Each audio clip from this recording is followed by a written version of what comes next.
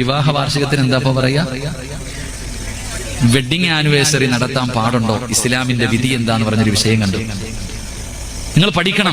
സത്യം പറഞ്ഞ ഞാൻ വിഷയം നോക്കുന്ന സമയത്ത് ഇന്ന് ഞാൻ കണ്ട വിഷയമാണ്. എന്താ വെഡിങ് ആനിവേഴ്സറി നടത്താൻ പറ്റും, ഇസ്ലാമിന്റെ വിധി എന്താണെന്ന് ഇന്ന് പറയാൻ പറ്റിയ വിഷയമല്ലത്.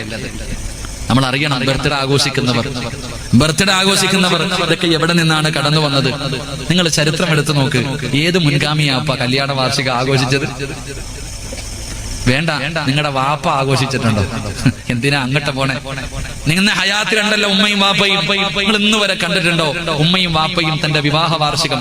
നിങ്ങൾക്ക് ഓർമ്മ വന്നപ്പോ നിങ്ങൾ പറയാം, ഉമ്മ ഇന്ന് നിങ്ങളുടെ വിവാഹ വാർഷികമല്ലേ, കേക്ക് മുറിക്കാം. നിങ്ങൾ അങ്ങോട്ട് ചെയ്യുന്നതല്ലാതെ ആ പാവങ്ങൾ ഇന്ന് വരെ ചെയ്യുന്ന നിങ്ങൾ കണ്ടിട്ടുണ്ടോ?